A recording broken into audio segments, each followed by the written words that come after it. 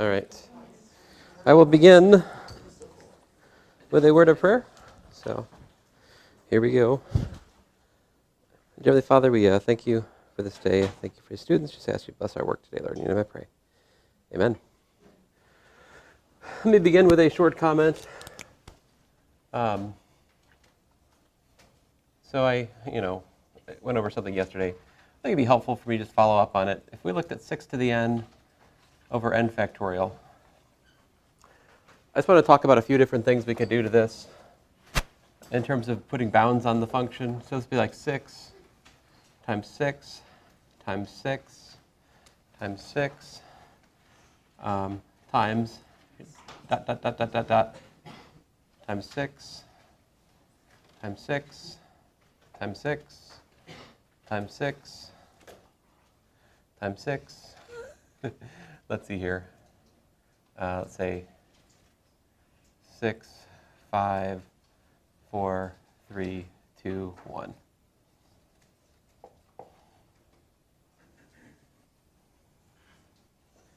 So, of course, there is a 7 here, right? This is n minus 1, n minus 2, n minus 3. So I think I wasn't quite, I don't think what I said yesterday was wrong. I just don't think I got to the point fast enough to capture most of your attention. So,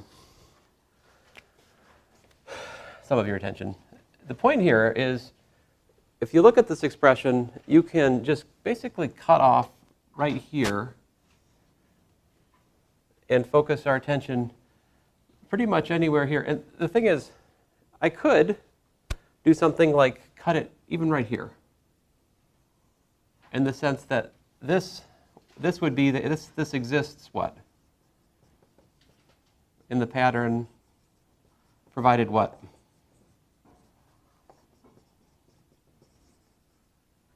We need what? N minus 3 is greater than or equal to 7. If n minus 3 is greater than or equal to 7, that means that between those purple lines, there's something, at least one term, right? So for n minus 3 greater than or equal to 7, in other words, for n greater than or equal to 10, note that 6 times 6 times 6 over n minus 3 times n minus 4 times 7, right? Or forget this, the n minus 4, just get the 6 to the 6 and the 7. This is what? This is less than 1. Because it's a, every term in there, right, is a fraction which is less than 1. So the product of fractions less than 1 is less than 1. And so with this note, we see that this is really less than 6 to the power 3 divided by n times n minus 1 times n minus 2 times what? These 6's cancel. You got 6 to the 5th over 5 factorial. Now this was not your homework problem, right? Your homework problem asked you, first of all, it was like 2 to the n over n factorial, and it was 4 over n was your target, right? My point is, when you're looking at something like 6 to the n over n factorial, you can bound that above by 1 over a polynomial of whatever order you'd like. I showed you I showed you a cubic polynomial in the denominator, which serves to bound this above, right? If you cut this differently, but this is only for what? For sure, for n greater than or equal to 10. It might work before then. That would be coincidental, I suppose. Where did I put my marker? Oh, there. If instead I had, cut it here, right? If I cut it there instead, I would need what? N minus 1 to be greater than or equal to 7, right? So for n minus 1 greater than or equal to 7, otherwise known as n greater than or equal to 8, we'd find that 6 to the n over n factorial is less than 6 over n times 6 to the 5th over 5 factorial. In other words, it'd be 6 to the power 6 over 5 factorial times n, right? For n greater than or equal to 8. This would be in a problem which is analogous to the homework problem I assigned you. I just want to show you that once you really understand the trick that I finally found our way to yesterday, you could cut it a lot of different ways to get further bounds on something like 6 to the n over n factorial if you're so inclined, right? So maybe in a future year I ask a homework question which has, show 2 to the n over n factorial is less than 4 over n, but I follow that by a question about 1 over a quadratic or 1 over a cubic polynomial in n for sufficiently large n. We could ask that too. Yep. Once you show what it asks you to show, how do you use that to calculate the limit? Oh, sure. So this one, right, if, I'll use my last one. If 6 to the n over n factorial is less than 6 to the power 6 over 5 factorial times n, right? And I think everyone can agree 0 is less than that, right?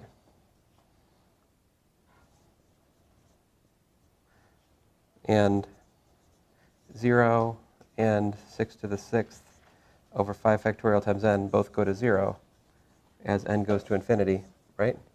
So therefore, by squeeze theorem, the limit as n goes to infinity of 6 to the n over n factorial equals to 0. So to be clear, guys, right now I'm talking about the issue of does the sequence 6 to the n over n factorial converge? And the answer is yes, it converges to 0. Are we okay? Let me point out to you, let me draw your attention to the fact this is very, very different from the question, does the series with nth term 6 to the n over n factorial converge or diverge, right? That's a separate question.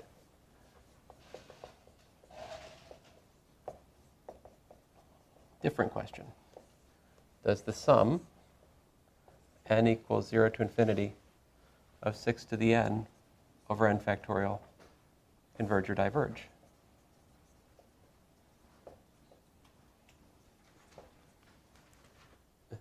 What is that tantamount to asking? That's asking, does the sequence of partial sums for this series converge, right? What is the sequence of partial sums for this series?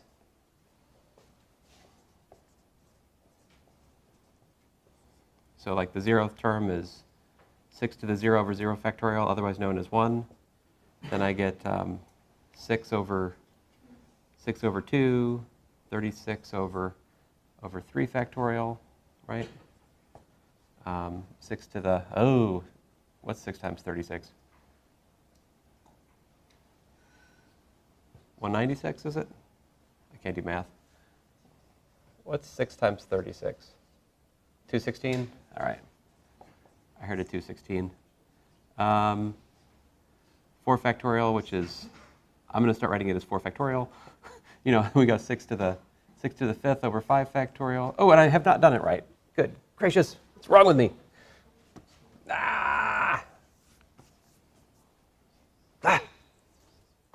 Moron. Me, not you. Let's see here.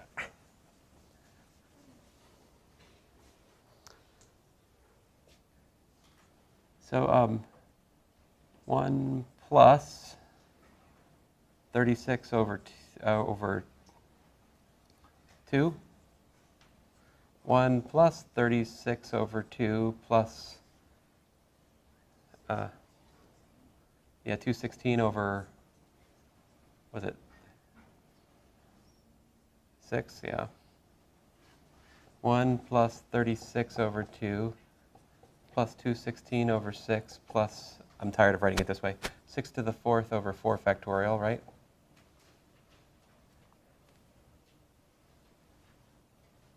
And so forth.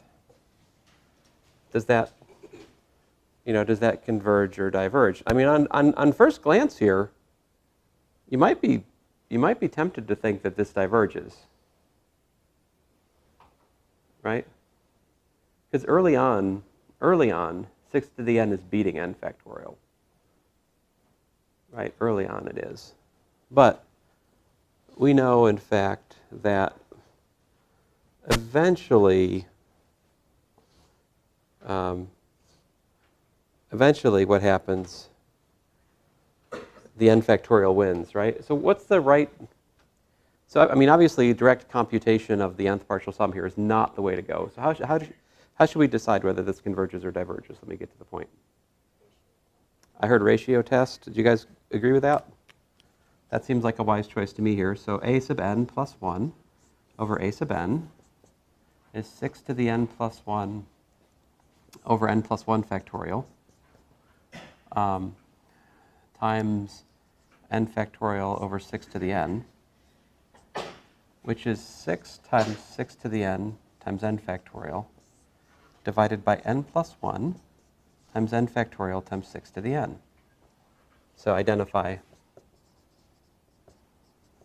that a sub n here is 6 to the n over n factorial. And then what happens? Hopefully starting to be familiar algebra, the 6 to the n cancels, the n factorials cancel. We're left with what? 6 over n plus 1, which goes to 0. That's my lambda less than 1, right? Therefore, the sum, n equals 0 to infinity of 6 to the n over n factorial converges by ratio test with lambda less than 1. I put a box around that like it's the answer, but that's a little bit of a misnomer. I really should put a box around this because that's the answer. All right? The whole argument is the answer here.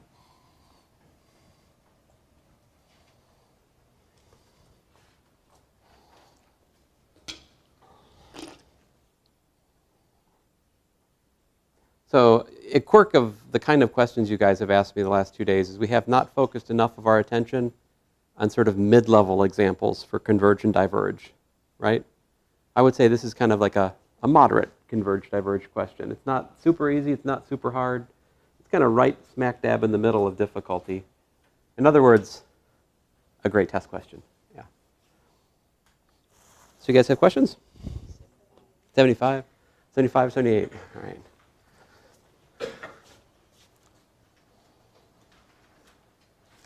I've been talking long enough, the top hat booted, so there you go. Seems like everybody's here today, right?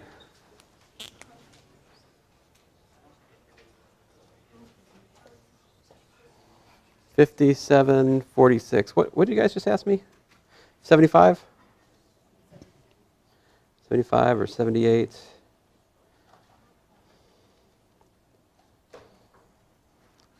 Ah, very nice. So let's see here. Let me take that and replace that problem with the sum 1 plus 3 to the k over 1 plus 5 to the k. K equals 0 to infinity.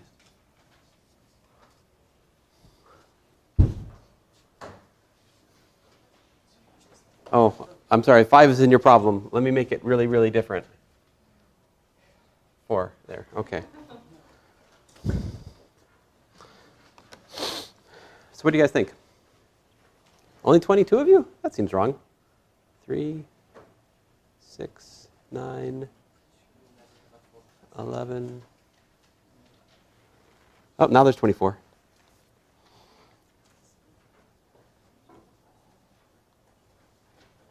$63.74.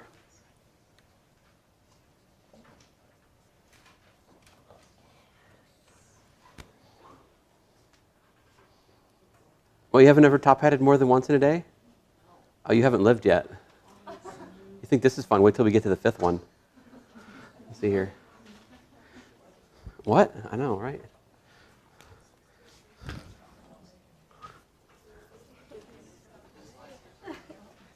See, now you can skip before spring break and it doesn't matter, right?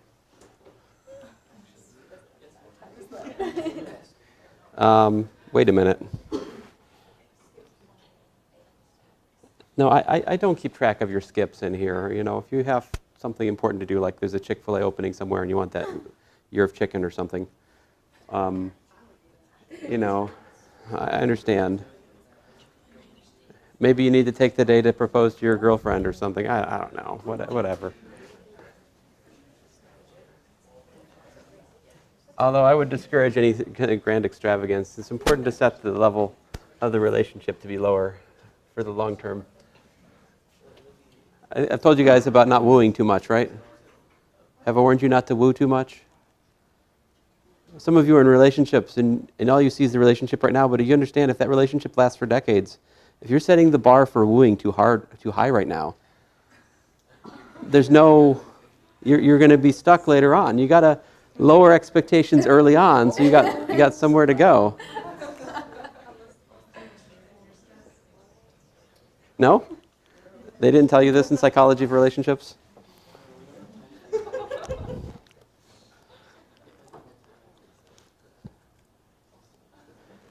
$50.26.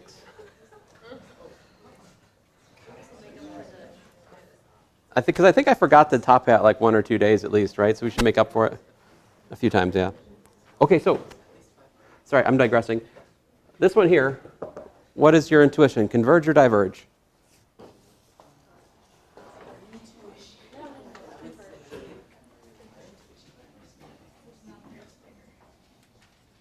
So to show it converges,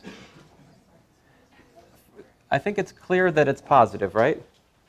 If I could find a larger series which converged, that would prove the smaller series likewise converges, right? Can you replace this with a larger series which is, at least term by term, a larger term, which is going to give you a sum, which sums to a series which is, convergent? If I make the denominator smaller, it makes the fraction larger, right? So if we drop the 1, what does it give us?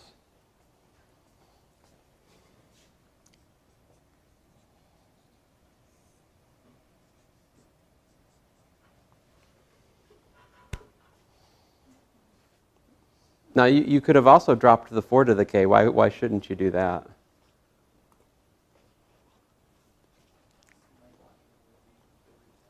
What's that? Well, if you instead, it is true, right?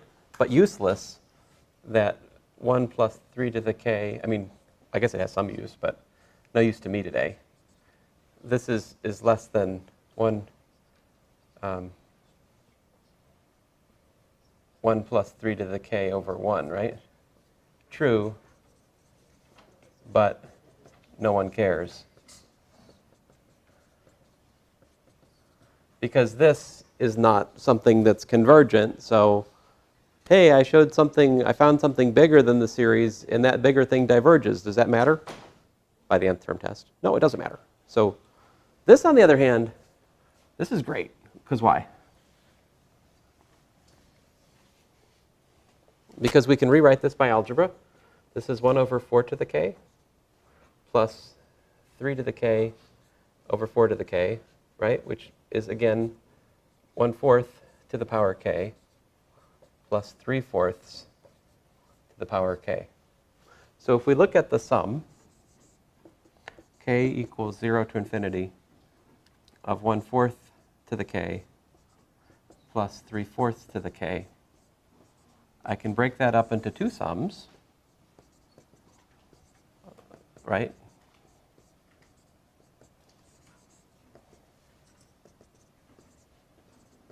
And what do we got?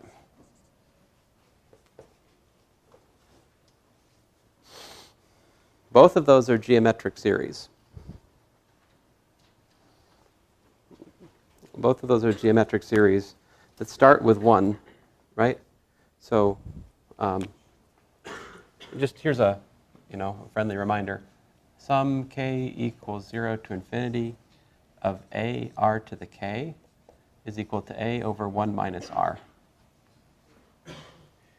So if you look at this or look at that and compare, we've got a equals to 1 and we've got r equals to 1/4.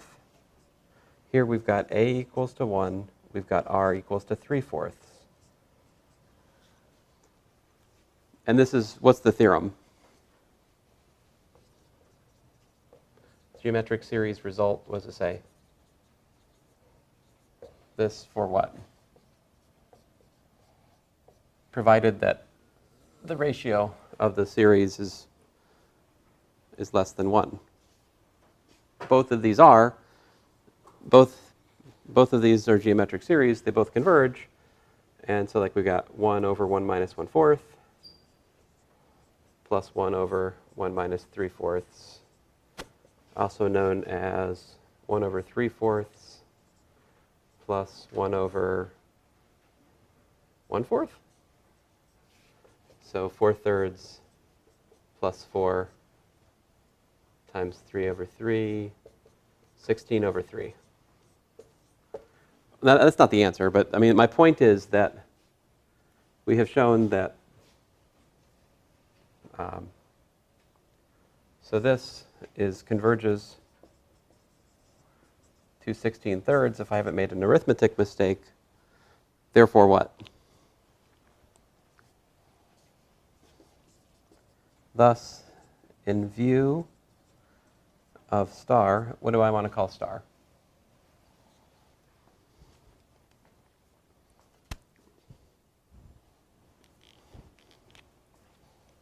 Say this inequality right here is star, right?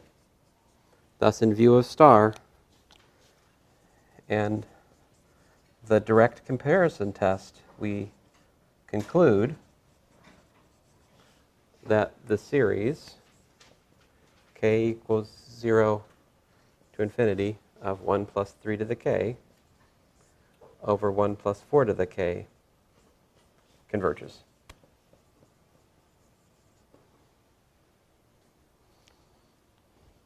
Yeah. Could you do different work by taking the initial series and splitting it into the series of 1 over 1 plus 4 to the k plus the series 3 to the k over 1 plus 4 to the k?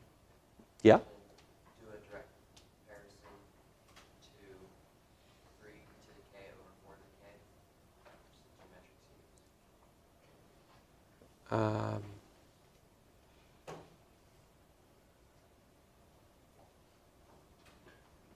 I don't quite understand how that's different than what I did. I mean, you're saying split it.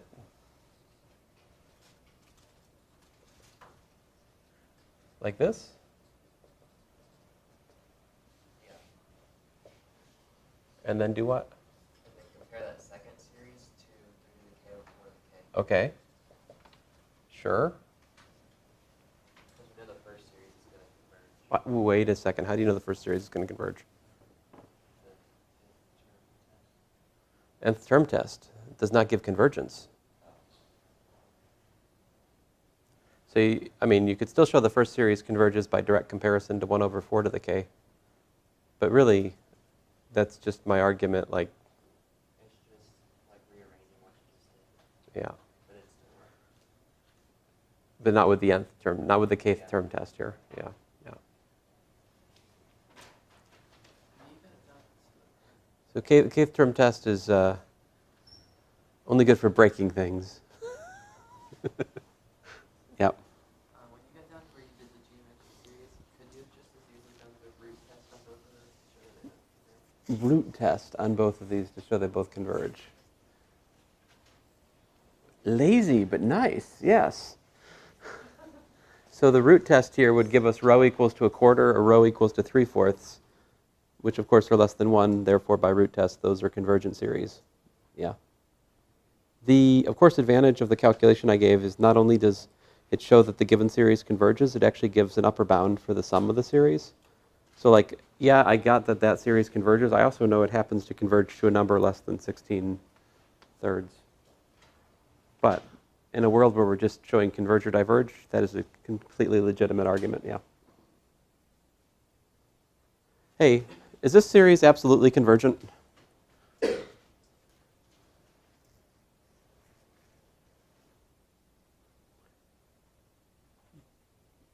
Yes. If you have a positive series which converges, then the absolute value of a positive series is what? this same silly series, isn't it? Like the absolute value of a sub n is equal to a sub n if a sub n is positive. So if you have convergence of an absolutely, if you have convergence of a positive series, you have absolute convergence. Is this series conditionally convergent? What does conditionally convergent mean? Conditionally convergent would mean that the series diverges, yet, excuse me, the other way around. The absolute value of the series diverges, and yet the series itself converges. So this is certainly not conditionally convergent. What's an example of a conditionally convergent series? The alternating harmonic series. Did you have a different one?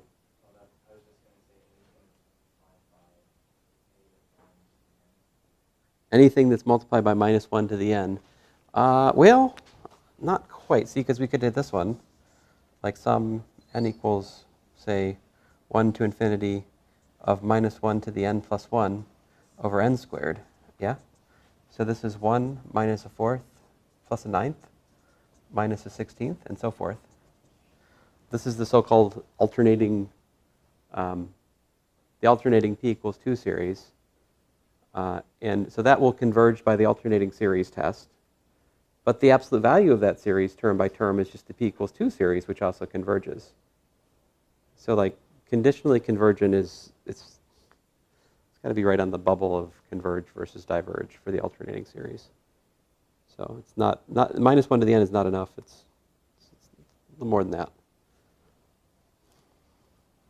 Anyway, other questions about homework? Or? Oh, 78? You're like, I already asked about 78. Now, since I'm back over here again, might as well hit the button again. 3241.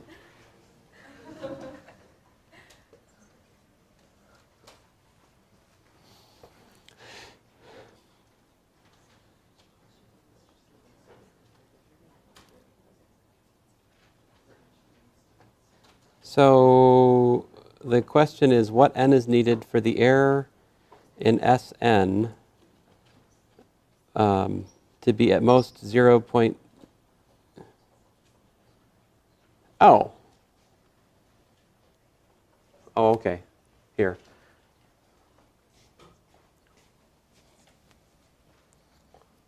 So example,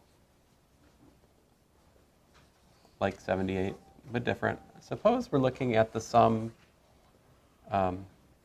k equals 1 to infinity of minus 1 to the k plus 1 over, I don't know, k to the, what was it? Was the problem where k equals 3? Let me do the k equals 4.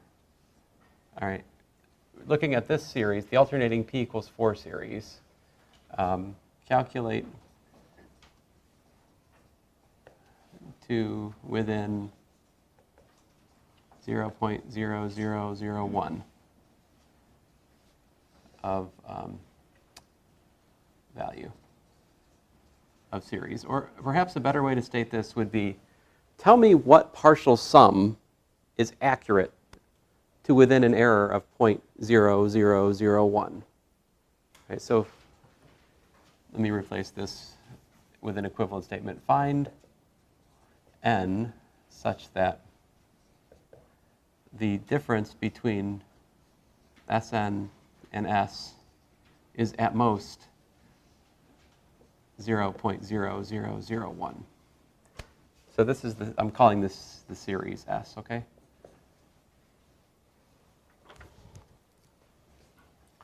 So, thankfully, this is an alternating series, which means we can use the alternating series estimation theorem, right? So S is equal to, what is it? It's equal to 1 minus 1 over, what, 16? Plus 1 over, what is it, 81? 4 to the 4th is what? I mean, it's 2 to the 4th, 16? Yeah, 2 to the 4th, 16. 3 to the 4th is 81. What's 4 to the 4th? 256? Yowzers. All right. So the question is, what is S to within 0.01. Well, let me take the next one out here. What is that? Plus what? What we got? 5. What's 5 to the 4th? 625? 25 times 25 is 625. Yeah. Then what's 6 to the 4th?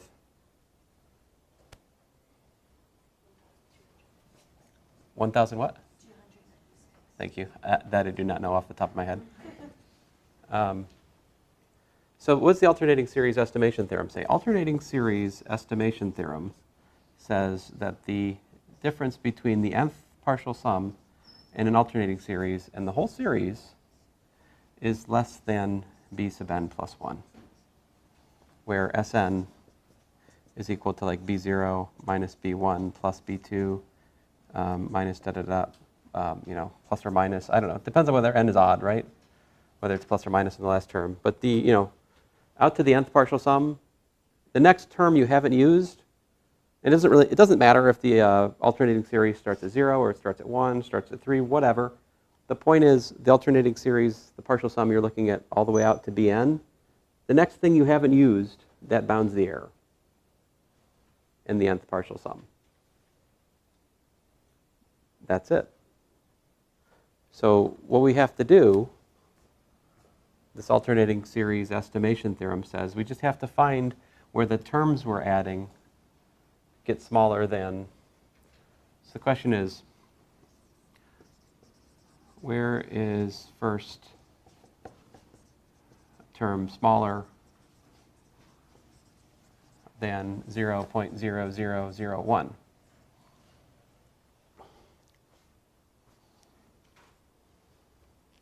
So decimal expansions are actually really important, right? Because I don't know about you, but I have trouble comparing 0.001 to 1 over 625 or 1 over 1296. Now, maybe you don't. Maybe 1 over 1296 is about 0.001, so that's still too big. Okay. I don't know. So I think we need to keep going, right? So next up, where did I get to? Oh,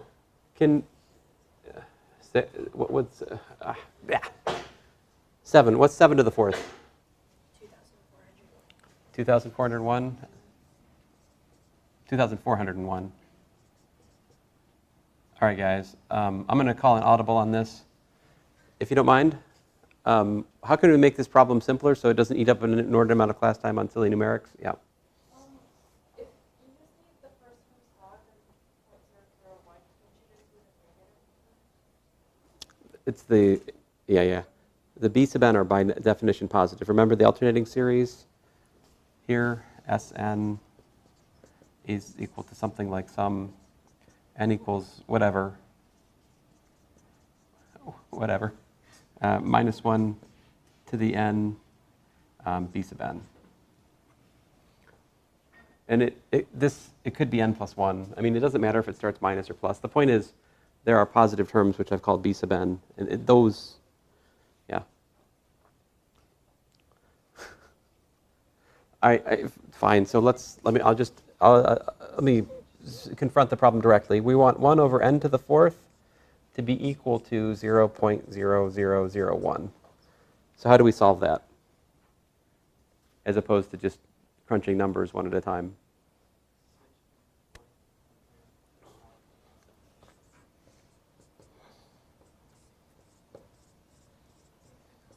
What is 1 over, that is 1 over what? 10,000, right? Also known as 10,000. So what's the 4th root of 10,000?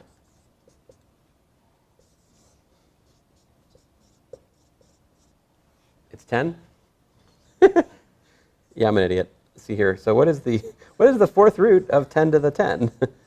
It might be 10. 10 to the 10, listen to me. Still an idiot. Still an idiot. There we go. There you go. Eventually I'll learn how to do math. So we're going to be at this a while, right?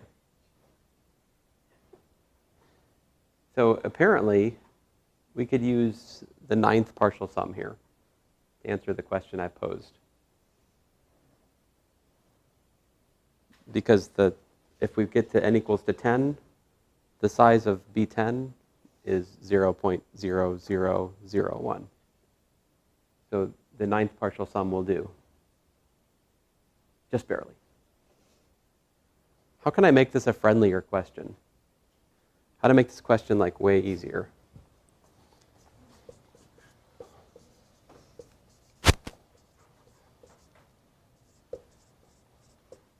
Very simple, very simple. I just rewrite and say to within, instead of 0.001, I do within what? How about like 0.01? So if I do within 0.01, how many terms do I need to keep? Not so many, right? 0.01, also known as 1 over 100, when do the terms get smaller than 1 over 100? See? Up through there, I'm adding or subtracting things larger than 1/100th. Past this, everything that's modifying the value of future partial sums is smaller than 1/100th, and by the alternating series estimation theorem, we have that the error between s and the third partial sum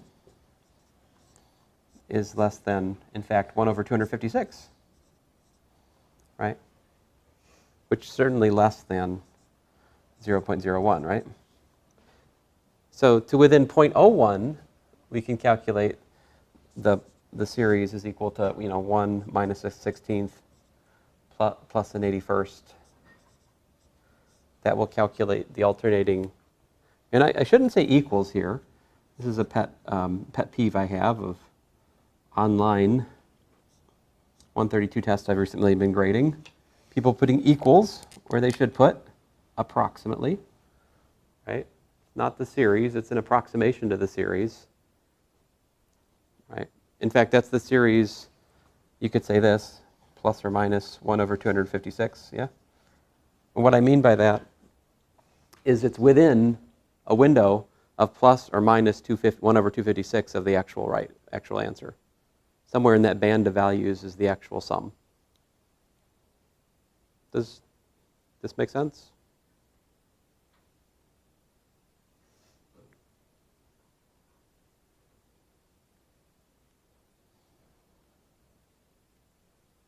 Other questions? So is that, yeah. Yeah. Start 50. Start 59.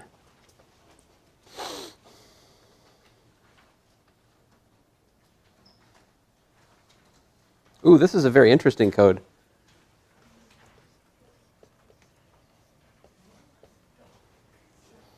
I've never seen 0070 before. This is very exciting. Very, very exciting. Let's see here. 50. Did you say 59? Yes. I feel bad. I feel bad for a person who didn't show up today.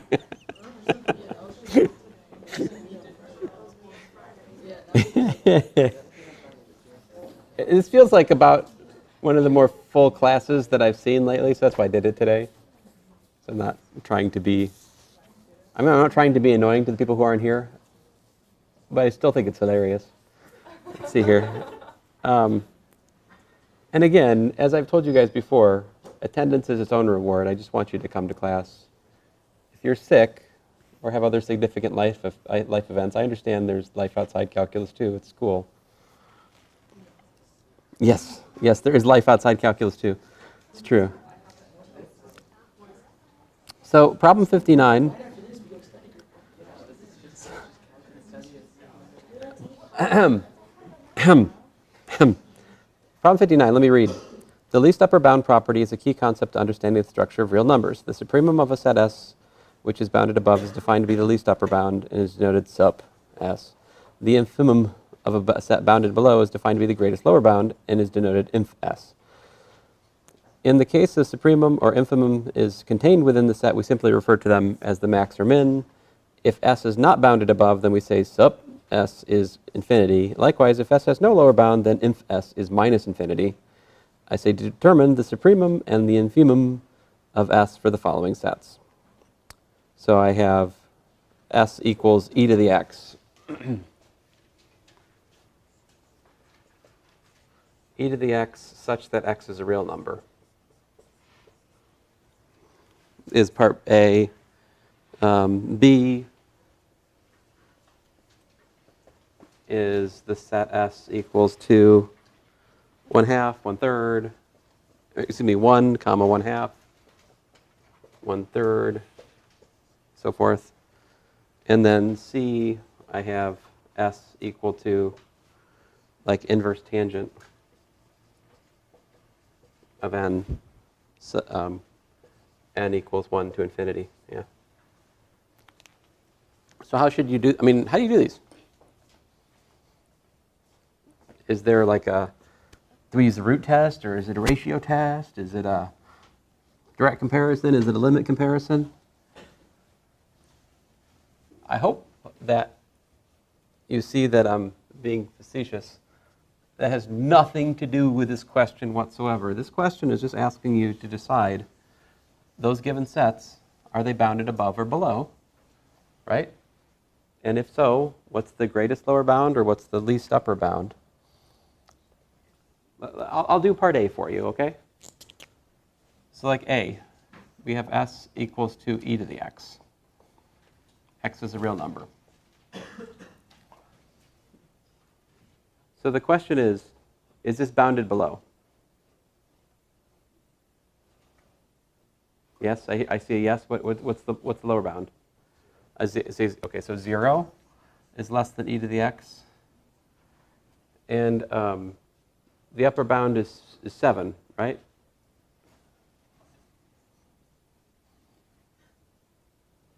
Is false, right? How do we understand e to the x? I mean, one way you could understand e to the x is by looking at the graph, right? We know the graph of e to the x is like this, right? So, in fact, S is essentially the set of output values of the exponential function, which is what?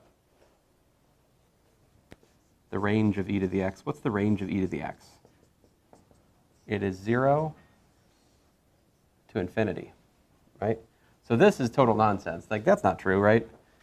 You get past some point, you're above 7. So I can't put anything here.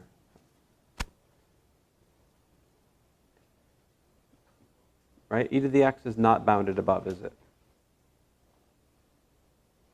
So what do we have here?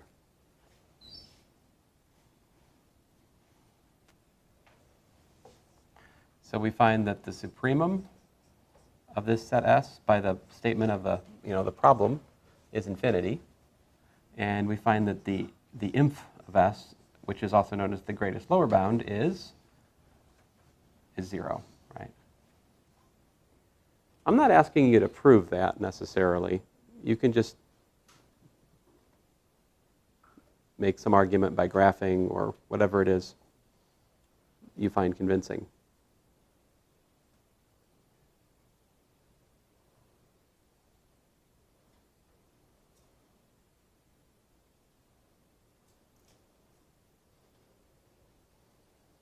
Does that help? Yeah. Okay.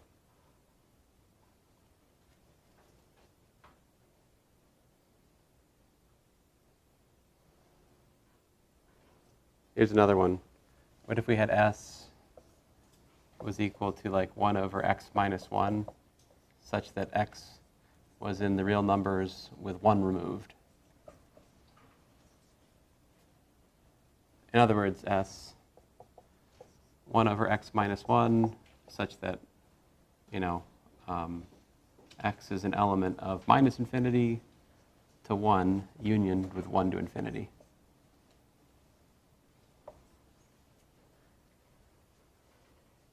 Again, I would recommend a graphical approach for this one personally.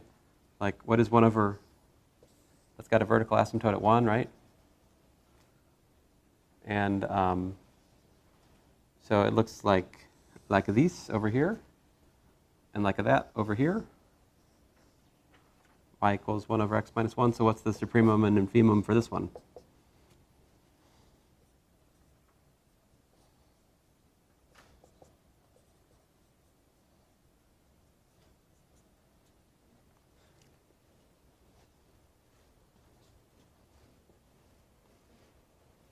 Yeah. Negative infinity and infinity. We have a winner. Yep. There you go. This is just a new language for stuff you guys already know. At least a little bit, right? There's holes in everyone's graphing here. And I don't mean like holes in the graph. I mean, you know what I mean? Like there are things that you haven't quite understood for yourself. That's part of calculus, is coming to a deeper understanding of how to graph things and understand them geometrically. This is an ongoing process for everybody. Me too. There are things I'm always learning about graphing functions. Yep. Like, what if you were given a sequence, like in, or the sequence of partial sums, like in D? Like, what would you do for that? Oh, is there? Wait a minute. There's a D. D. Oh, this is not. These are not partial sums. These are just 1 and then a half and then a third and then. Well, yeah. I mean, sure you. But can you graph that? You could graph the continuous extension of it, right? Like 1 over x is this guy, right? So you're looking at like 1 and then a half and then a third and then a fourth and then a fifth and then a sixth and so forth. So would the supremum be 1, though? Yeah. But, Yeah, that's a. so like, Well, the only points on this graph that matter, forgive my lack of color coding, are the purple points. These are in the in S, right? 1, a half, a third, a fourth, and so forth. And so if you look at it, if we have x is in the set S, right? Then what can you say about S? I think you can say that 1 is above x, right? Well, it could be equal to it if it's the first thing. So like an upper bound for the set in part B is 1. What's a lower bound? Here, I'll be stupid. -2. -2 is below everything in the set, right? But that's not the greatest lower bound, is it?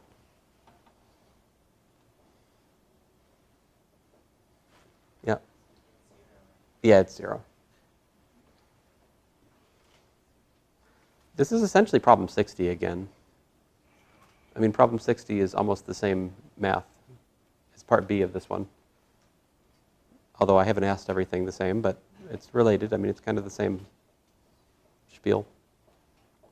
This is a convergent sequence, by the way. If we look at, the limit as n goes to infinity of 1 over n is equal to 0. I am now not talking about problem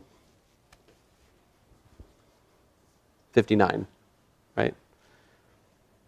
Not directly, anyway. I'm making a comment related to 59, but not 59 itself. The limit of that is 0.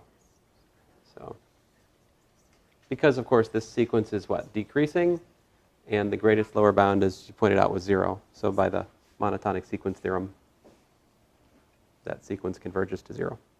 Of course, we could give an epsilon n argument.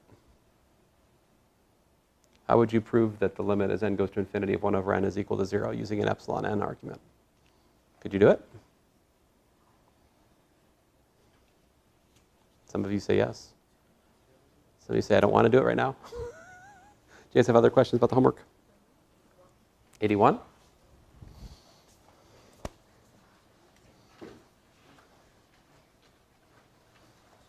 Come on.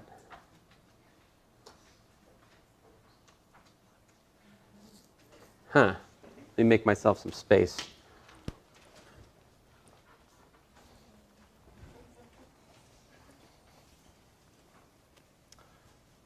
I mean to come back to those ones we didn't get to last Friday that we ran out of time for.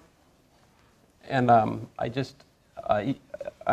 blessed to have had people in office hours before class, and I always forget when I get home at night to look them up. Hopefully one of these days we will return to those missing, the ones we didn't quite finish Friday. I do mean to return to those. So just a side note. So here in 81, we're looking at 2 to the k plus square root k.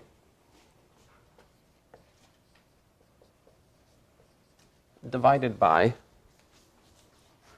k cubed plus root k. And the sum, K equals what to what? 1 to infinity.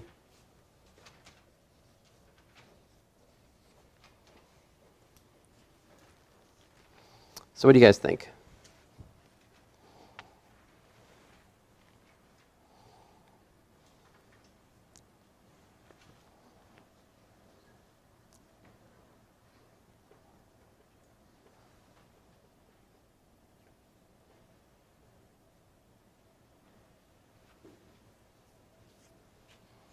Yeah, I think asymptotically, right, for really large K, this behaves as a p equals 2 series. If I just look at it, the dominant powers in the numerators, the dominant power in the numerator is K. This is the first power, right? The dominant power in the denominator is K cubed. So after a long time, it's essentially like 2K over K cubed, which is a convergent p equals 2 series. Now that's not a proof, that's just intuition, right? So if I'm, out of time on the test and I just need to write down something, I would say by intuition, I would say this is likely convergent by comparison, by limit comparison to p equals 2. What is the details of that? Let's try limit comparison.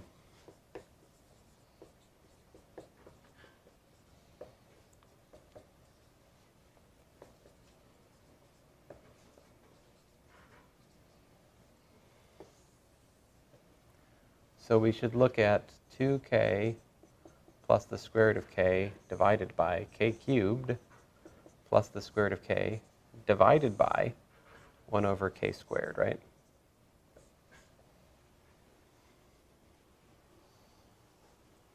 In other words, this is my a sub k over b sub k for the limit comparison test.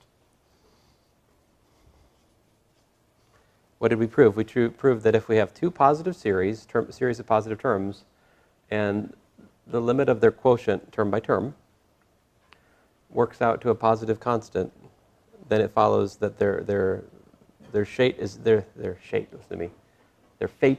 is shared. Wow. So if we can work this limit out and it's something positive, right? That implies then that the given series converges by limit comparison to the p equals 2 series. So can you do that?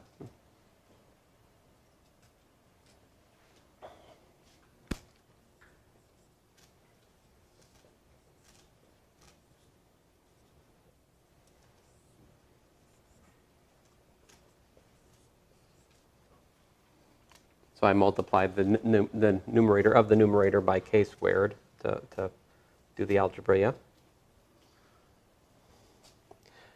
So how do you guys take the limit of such a thing? Curious. Show of hands for L'Hopital's.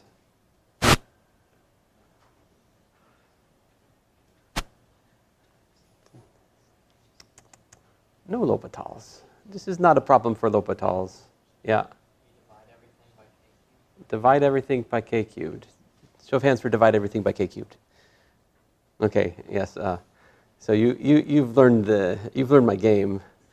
That is not that hand did not raise on the basis of logic. That hand raised on the basis of pure gamesmanship, and I respect that. Yes. Yeah, I think k cubed is. I think if we divide on top and bottom by k cubed, I think that'll work. Let's see why. So we get 2 plus root k over k, 1 plus root k over k cubed, yeah? The point of doing that is that then we have 2 plus 1 over the square root of k over 1 plus, 1 over k to the 5/2, I suppose. The point is that expression makes it manifest what the limit goes to, right? You can see that we go to what? 2 plus 0 over 1 plus 0, also known as 2. Therefore, the limit comparison test works. I'm sorry, I seem to have solved your homework problem for you. My apologies. Yes? So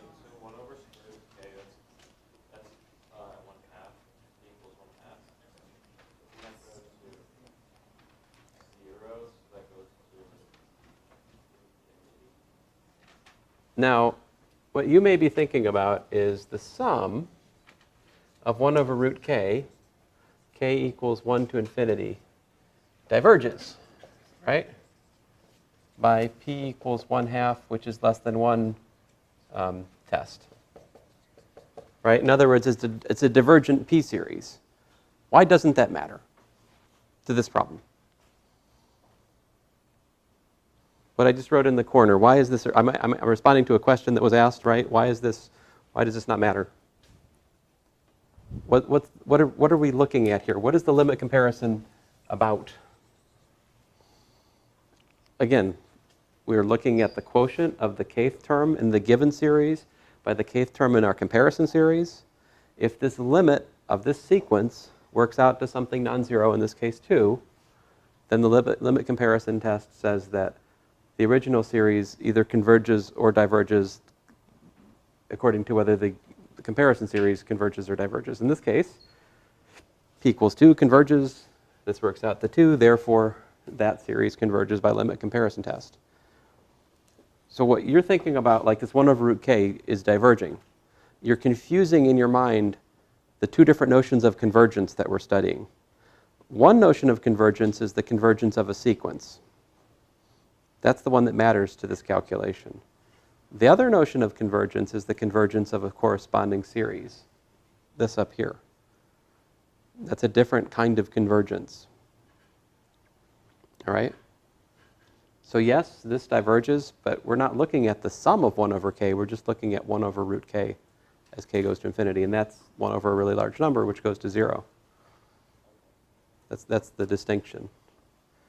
Listen, for this reason, some people insist that we not use the word convergence of series. There are people that go so far as to replace the word convergent series with like a summable series. You know, to try to get you guys to not be confused by the words. I mean, if you'd like to do that, you're welcome to. You could replace everywhere. You could, you know, every time I say, does a series converge or diverge, you could say, it's summable or it's not summable instead, to distinguish between the convergence of a... But I don't, honestly, I don't think it's a problem of words. I think it's, I mean, you have to understand the distinction between a series and a sequence. They're related, but not the same thing. So, anyway, talking more just makes it worse. Let me shut up. Other questions?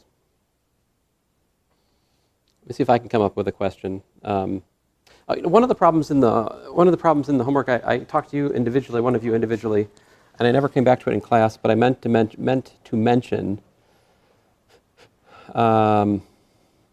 Where is that problem? Problem 47. Problem 47, part B.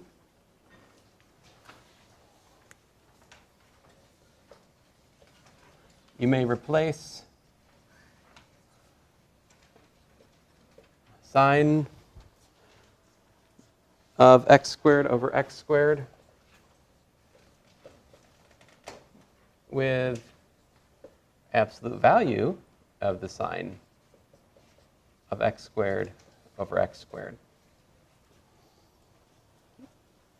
The reason I say to do this is so that you can actually use the comparison test. As I'm not so convinced we can use it with just sine of x squared there.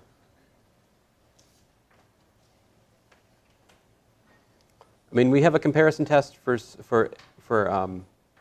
improper integrals with positive or non-negative functions. And if I just have sine of x squared there, that's oscillating between plus or minus 1 as x goes to infinity, which does not help us. And I didn't